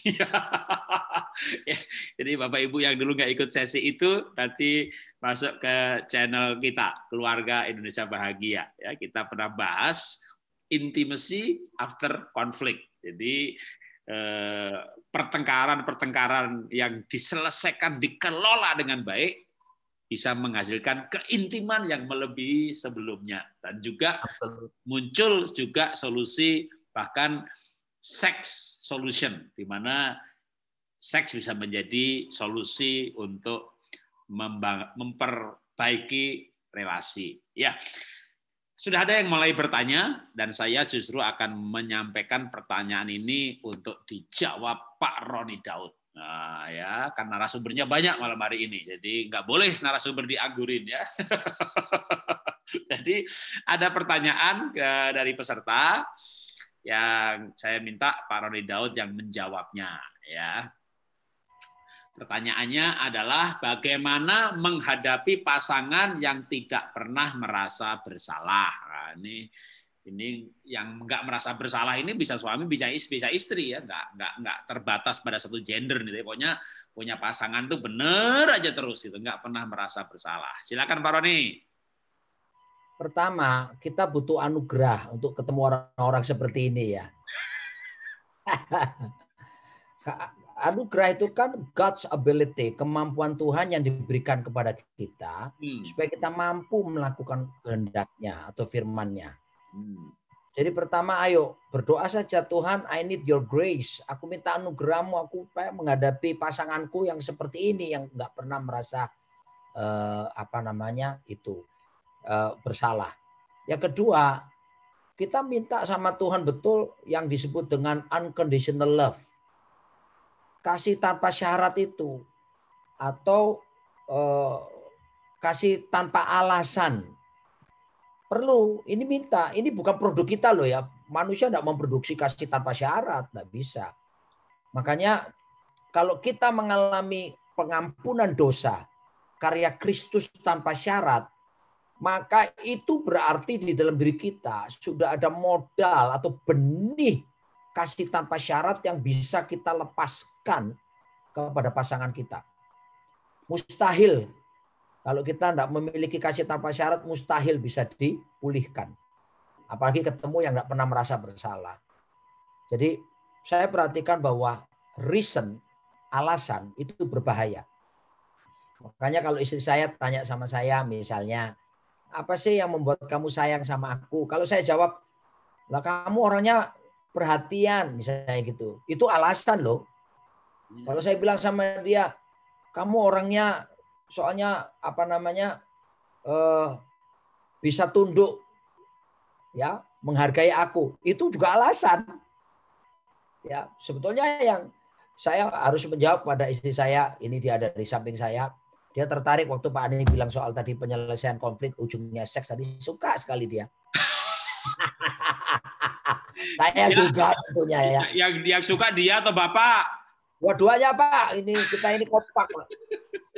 Kalau istri saya tanya sama saya, misalnya, why do you love me? Lagu Nikus Plus Pak. So sweet and tenderly. Saya jawab sama dia gini, I'm sorry babe, I cannot find the reason why I love you. Because I love you without any reason. So sweet. Gitu ya. Maafkan sayang, aku tidak punya alasan menemukan menemukan alasan, tapi aku mencintai kamu tanpa syarat, tanpa alasan. Nah, ini kita mesti minta dari Tuhan gitu ya, ketemu pasangan yang seandainya tidak mau punya rasa bersalah. Yang ketiga tentunya kita mesti datang kepada konselor, mentor, bapak rohani itu ya, yang bisa untuk kita temui dan minta advice-nya, sarannya gimana. Ya, jadi nggak bisa cuman hanya berdua saja. Perlu pasangan kita yang nggak itu pun juga dengar ya, masukan kebenaran tentunya. Karena saya yakin Yohanes 8 ayat 32, barang siapa mengetahui kebenaran, maka kebenaran akan memerdekakannya. Ya. Nah, kalau sudah kita lakukan semuanya ini ya, tiga-tiganya kita sudah lakukan, tetap aja itu ya. Nah, baru langkah-langkah kayak 4 itu ya. Langkah keempat itu kita harus berdoa ya, berpuasa kah, atau ya itu saya pikir melibatkan kekuatan Tuhan untuk bisa menjamahnya pasangan kita lewat banyak peristiwa. Saya kena COVID-19 itu membuat saya bertobat loh Pak Jarot.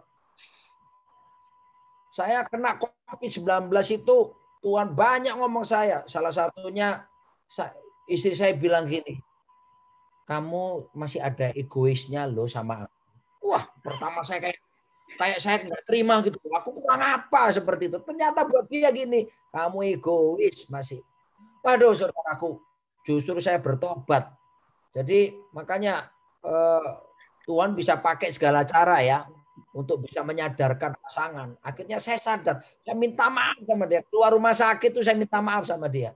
Sayang, aku minta maaf. Aku sadar gitu. Kalau enggak lewat COVID mungkin saya masih merasa saya pintar. Jadi itu saya Pak. Bapak nggak minta maaf nggak keluar rumah sakit Pak. Kenapa? Kalau nggak minta maaf nggak keluar rumah sakit. Koit.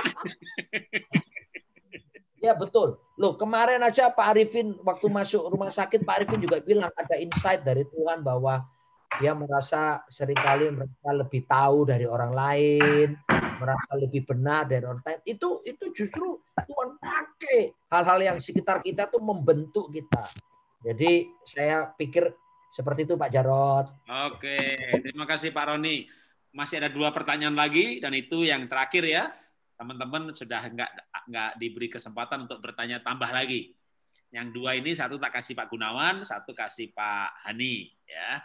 Dan setelah itu kita akan tutup dengan perjamuan kudus oleh Pak Roni Daud. Nah, yang pertama, yang pertanyaan yang lain nanti bisa di minggu depan. Dan kita rutin tiap Senin ya. Dan pembicaranya narasumbernya memang dari komunitas keluarga Indonesia Bahagia, orang-orang yang fokus pada keluarga. Jadi nanti bisa disambung pertanyaannya minggu depan. Ya. Nah, sekarang yang pasti ada yang mau dijawab adalah yang sudah menulis yang 2 yang saya mau tanyakan ke Pak Gunawan ya, yang pertama untuk dijawab oleh Pak Gunawan. Bagaimana menghadapi sebentar saya baca dulu ya, baca ulang dah. Bagaimana mengatasi suami yang hanya mau diperlakukan secara spesial sementara suami tidak menunjukkan apa yang dimaui istri, gitu ya. Kan tadi Pak Gunawan sempat bicara kalau mau dianggap sebagai raja, ya perlakukan istri sebagai ratu, gitu ya. Kalau istrinya diperlakukan seperti pembantu, ya istrinya memperlakukan bapak sebagai sopir, kan kira-kira begitu. Nah, tapi ini nggak balik nih, hanya suami yang mau diperlakukan spesial, tapi dia nggak mau memperlakukan istri secara spesial yang dimaui istrinya. Oke, silakan Pak Gunawan. Ya, saya melihat begini, dalam sebuah pernikahan untuk kita bisa mengalami honeymoon forever seperti judul kita malam hari ini, ya itu memang harus ada sacrifice. Untuk membangun satu pernikahan yang indah memang harus kerjasama dari 2 belah pihak. Tapi untuk merusakkan sebuah pernikahan cukup salah satu pihak. Nah, saya melihat di sini ya ada satu ayat sebenarnya yang sangat penting yaitu Kolose 3 ayat 23. Apa saja yang kamu lakukan, ya lakukan seperti kamu lakukan untuk Tuhan dan bukan untuk manusia. Nah, dalam hal ini saya katakan kalau seorang istri misalnya dia berhadapan dengan suami yang cuek, yang egois, ya cuman waktu dia ingin seks baru dia kemudian buat pendekatan kepada istri. Nah, pertanyaannya begini, bagaimana respon daripada istri supaya keadaan itu bisa berubah? Caranya adalah gini, apa saja yang dia lakukan terhadap suaminya, lakukan itu sebagai penyembahan dia kepada Tuhan. Jadi dia nggak akan pernah merasa kayak kadang-kadang kan gini, loh kok enak di dia, nggak enak di saya, ya kan? Saya harus selalu saya yang mengalah dan sebagainya. Tapi justru saya katakan sebenarnya itu proses untuk kita melayani Tuhan di dalam sebuah pernikahan. Karena pernikahan selalu saya katakan itu bukan seperti garis lurus, ya. Pernikahan itu sebenarnya adalah seperti sebuah triangle. Suami, istri, dan Tuhan ada di puncak daripada pernikahan. Bahkan dia ada di pusat ya sebagai center daripada sebuah pernikahan. Jadi suami itu tujuan dia menikah pertama adalah untuk melayani menyenangkan hati Tuhan terlebih dahulu daripada dia menyenangkan hati istrinya. Demikian pula sebaliknya, istri juga tujuannya dia dalam sebuah pernikahan adalah untuk dia menyenangkan hati Tuhan, melayani Tuhan. Objeknya siapa? Objeknya adalah pasangannya.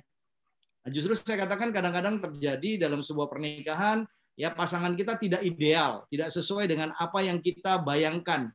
Ibaratnya begini, beli kucing dalam karung. Begitu kita menikah, ternyata suami saya seperti ini. Ya, dia tidak romantis, dia nggak pernah gandeng tangan saya. Padahal saya ini adalah seorang wanita yang suka diperlakukan secara romantis. Ini seringkali saya temukan dalam sebuah konseling. Nah, kalau kita bicara, ya biasanya kita panggil couples, kita aja bicara. Nah, untuk romantis ini kadang-kadang kita ketemu dengan karakter ya. Ada seorang pria yang terlalu introvert dan buat dia sangat aneh, weird gitu untuk dia bisa romantis ya. Gandeng istri, katakan say I love you dan sebagainya. itu bukan gua banget gitu ya. Bahkan saya pernah mengajarkan ya seseorang salah satu rekan di dalam pelayanan untuk dia belajar romantis. Karena apa? Karena istrinya cuma bilang begini, dia nggak pernah romantis sama sekali. Nah, yang kayak gini-gini nih ketemu saya, ya kan? Dan saya beritahu kan, caranya kamu tuh harus hargain istri karena istrimu itu suka yang romantis. Jadi ya gimana caranya Pak? Saya nggak bisa buat puisi, saya nggak bisa buat yang lain. Ya mungkin kamu bisa bawa bunga. Dan tahukah apa yang dia lakukan? Dia taat melakukan. Dia bukan bawa bunga, dia bawa sama potnya yang gede. Lah, tapi buat saya kan minimal ada inisiatif, ya kan? Nah, kembali yang saya katakan tadi ya, buat pertanyaan dari siapa ya, saya nggak tahu yang nanya, gimana kalau suami nggak romantis ya, nggak mau gandeng tangan, ya tetap aja gandeng, istri yang berinisiatif untuk gandeng, ya. Dan saya percaya lama-lama itu nanti pasti akan ada chemistry-nya, lama-lama dia mungkin bisa merasa lebih nyaman, dan cepat atau lambat akhirnya dia akan menjadi nggak kaku, ya. Nah, tentunya saya katakan sulit untuk kita bisa merubah seseorang, tentunya ya. Tapi saya bilang satu kunci yang selalu saya dalam sebuah konseling pernikahan adalah kalau suami tidak punya istri tidak punya reason untuk memaafkan suami, saya bilang tapi Anda mau memaafkan. Kenapa? Karena Anda itu bukan untuk suami yang pertama. Anda lakukan ini seperti untuk Tuhan. Maka saya percaya masalah dalam rumah tangga ya itu pasti akan diselesaikan dengan baik dan honeymoon bisa jalan terus. Itu Pak Yoyo usulkan yang usulan saya supaya sering-sering ikut acara Senin malam ini di KIB ini supaya dapat pengetahuan. Kalau tidak ada pengetahuan ya nggak bisa gitu kan ya Pak Jarot. Dia akan menjadi liar kalau nih. Iya, ini ada pertanyaan terakhir ya. Saya nggak tahu juga perlu dijawab apa enggak karena cukup pribadi, tapi nggak apa-apa. Menurut saya sih dijawab boleh. Pak Hani nih saya minta nih. Ada pertanyaan nih Pak Hani, kalau istrinya sakit, nah jadi gimana hubungan suami istri kalau istrinya sakit? Ya emang dia nggak disebut sakitnya apa, tapi istrinya mengalami sakit, nggak bisa berhubungan intim. Lalu gimana hubungan suami istri kalau istrinya nggak bisa berhubungan suami istri? Hubungan seksnya atau hubungan kebutuhan suaminya jadi gimana? Itu. Ini pertanyaan seorang peserta yang di private chat ke saya lempar ke Pak Hani. Yang susah kasih Pak Hani. Baiklah, begini. Saya rasa bahwa kalau kita ini hubungan seks dengan istri kita, tetapi pikiran kita membayangkan wanita lain, itu dosa. Ya. Jadi seandainya istri kita tidak bisa melayani kita dalam hubungan seks ini, maka saya yakin percaya dua hal, tadi kita bicara kasih karunia. Tuhan bisa memberikan kita mimpi basah, ya. Atau yang kedua, kalau memang sudah, nah itu pelepasan diri sendiri, tapi yang ada di pikiran kita adalah istri kita, bukan wanita lain, bukan bintang film lain. Ya. Itu solusi yang saya rasa very normal ya, apa yang kita bisa lakukan daripada kita ini beranjak daripada ikatan daripada pernikahan ini. Tambahkan ini pakar-pakar pernikahan semua, Pak Roni, Pak Jarot, silakan Pak Jarot yang yang ngarang begitu banyaknya buku pernikahan dan e-booknya ada di mana-mana, tolong dijawab Pak. Ya, saya jawab singkat aja. Setelah itu nanti saya berikan Pak Roni untuk menutup dan perjamuan. Ya, dalam kondisi yang tidak normal, tentunya bisa dilakukan yang tidak normal juga. Dalam arti misalnya, kalau kondisi normal, saya sering mengatakan onani masturbasi adalah tidak tahir, bukan dosa. Dosa itu dilarang membunuh, maka membunuh itu dosa. Tidak ada dilarang onani atau dilarang masturbasi. Yang ada ayatnya kalau orang mengeluarkan lelehan, baik sengaja atau tidak sengaja. Ya, tidak sengaja mimpi basah, sengaja onani masturbasi. Apabila orang mengeluarkan lelehan, baik waktu cemar kain atau tidak waktu cemar kain. Berarti lelehan itu ternyata macam-macam. Bisa sperma, bisa datang bulan. Makanya ada lelehan waktu cemar kain. Lelehan tidak waktu cemar kain, berarti itu penyakit kelamin. Jadi maka itu semuanya statusnya tidak tahir. Tidak tahir itu kayak nyentuh mayat juga bukan dosa kan, tapi tidak tahir. tidak tahir itu tidak layak melayani pada hari itu. Jadi kalau orang imam mau melayani, dia bapaknya mati, dia memandikan mayat, ya dia besok nggak boleh melayani karena tidak tahir. Jadi status onani masturbasi sama nyentuh mayat itu satu level, tidak tahir. Tapi jangan hobinya tidak tahir ya kan, hobi kok nyentuh mayat gitu ya. Sudah seminggu nih nggak nyentuh mayat nggak bisa tidur, itu aneh ya. Jadi onani masturbasi nggak boleh menjadi kebiasaan. Nah itu semuanya dalam kondisi normal. Tapi ketika istrinya sakit, maka sebenarnya bisa istrinya melakukan masturbasi kepada pasangannya. Memang ada juga saran tadi Pak Hani melakukan untuk diri sendiri, ya, jadi self service. Tapi bisa juga sebenarnya istri melakukan kepada suami dengan tangannya. Jadi ini kan tujuannya untuk membahagiakan pasangan. Jadi kalau kepada pasangan itu tujuannya membahagiakan pasangan. Kalau untuk diri sendiri tujuannya berarti egois. Tapi egois diri sendiri masih lebih baik daripada berzina. Yang penting waktu melakukan diri sendiri membayangkan istrinya. Karena kalau nggak membayangkan istrinya dosa. Apabila engkau memandang perempuan dan menginginkannya, kalau Alkitab terjemahan lama bagus banget tuh. Apabila orang melihat seorang perempuan dan tergerak syahwatnya, jadi sampai alat kelaminnya bergerak, gitu. Jadi melihat perempuan itu pribadi tanpa nama. Jadi tapi kalau melihat istri tergerak, ya malah harus. Kalau lihat istri nggak tergerak, ya kan repot, malah urusannya perlu ke psikolog atau konseling ya. Nah, maka kalau melakukan tapi membayangkannya bukan perempuan, istri itu boleh. Jadi makanya juga Pak Hani pakai pendekatan itu gitu ya. Atau juga pasangannya melakukan tapi bukan dengan organ kelamin, dengan tangan kepada pasangannya. Itu kalau kondisi-kondisi yang tidak normal ya. Oke, sekarang saya jawab pertanyaan terakhir secara cepat, setelah itu saya serahkan ke Pak Roni Daud. Tadi ada pertanyaan, apakah Tuhan yang mempersatukan daging, laki-laki meninggalkan ayah dan ibunya, lalu bersatu dengan istrinya, sehingga keduanya menjadi satu daging, apa juga mempersatukan jiwa? Oh iya, telanjang tidak malu itu kan satu jiwa. Telanjang tidak malu itu intim itu satu jiwa. Jadi satu daging itu indah kalau satu jiwa. Makanya firman Tuhan berkata, dalam hidupmu bersama, hendaklah menaruh pikiran dan perasaan Kristus. Pikiran dan perasaan itu jiwa. Jadi emang Tuhan mau kita satu jiwa, sehati sepikir, makanya satu jiwa. Pernikahan ada satu daging. Satu daging itu indah kalau satu jiwa. Menurut saya satu jiwa itu sempurna kalau satu aset. Di mana hartamu, di situ hatimu. Akar segala kejahatan cinta uang. Maka untuk bisa cinta pasangan itu kita nggak boleh cinta uang. Tapi kita gunakan uang untuk alat mencintai. Satu daging indah kalau satu jiwa sempurna kalau satu roh. Maka memang menikah itu adalah satunya roh, jiwa, dan tubuh. Maka Alkitab mengajarkan jangan menikah dengan pasangan yang tidak seiman, kecuali terlanjur atau kasus tertentu. Ya, maka yang belum menikah harus yang satu roh, supaya pernikahan itu betul-betul seperti lambang hubungan Tuhan dengan kita. Jadi pernikahan itu konsep Alkitab itu sangat luar biasa. Satu roh, satu jiwa, satu daging.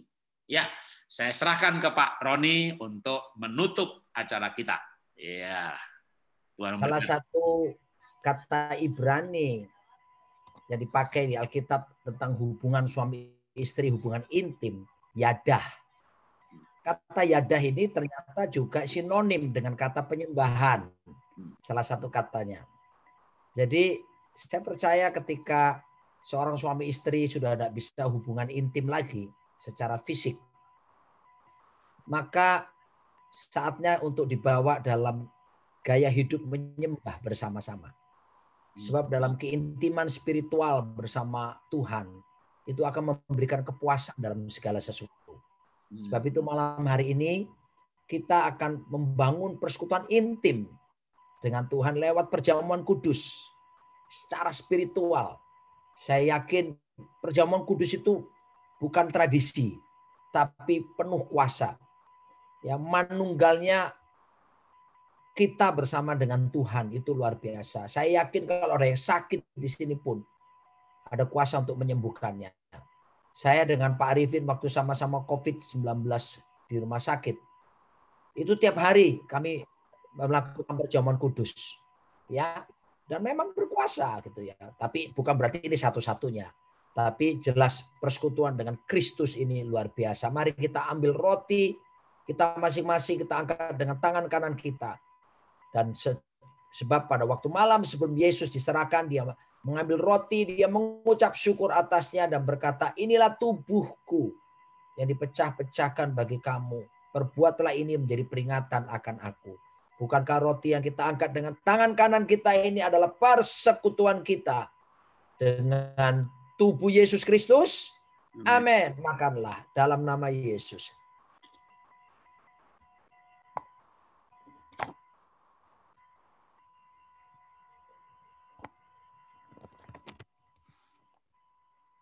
Puji Tuhan. Darahnya menyucikan, menguduskan, membenarkan, memulihkan setiap hubungan. Air putih dirubah menjadi anggur. Oh Tuhan, terima kasih. Malam itu pula dia mengambil cawan yang di dalamnya berisi anggur. Dan berkata, cawan ini adalah cawan perjanjian baru yang ditumpahkan bagi kamu. Perbuatlah ini menjadi peringatan akan aku. Bukankah cawan ucapan syukur yang di dalamnya berisi anggur ini adalah persekutuan kita dengan Yesus Kristus, dengan darah Yesus? Amin. Amin. Minumlah dalam nama Yesus. Terima kasih Tuhan. Saya minta Pak Hani tutup dalam doa. Bapak, terima kasih untuk hadirat-Mu, di mana Tuhan melalui Zoom ini pun Tuhan, Engkau menjamah kami, dan tujuan-Mu Tuhan untuk merestorasi. Bapak, terima kasih sekali lagi untuk semua yang bisa hadir di tempat ini. Kami tahu persis Tuhan, kami akan menjadi perwakilan-Mu Tuhan di atas muka bumi, sehingga nama-Mu tidak dipermalukan melalui kehidupan kami, melainkan nama-Mu akan dipermuliakan melalui gaya hidup kami. Terima kasih sekali lagi untuk Pak Jarod, untuk setiap Senin Tuhan, seminar KIB ini Tuhan bisa hadir, dan biarlah Tuhan semakin memberkati, semakin merestorasi, semakin memulihkan, bahkan Tuhan semakin memuliakan anak-anak-Mu yang ada di atas muka bumi, yang sedang mengalami genjatan daripada si musuh. Dan kami percaya, kalau Engkau di pihak kami, siapa lawan kami? Terima kasih Tuhan, kiranya Tuhan Engkau akan bawa kami pada malam hari ini untuk tidur yang nyenyak Tuhan.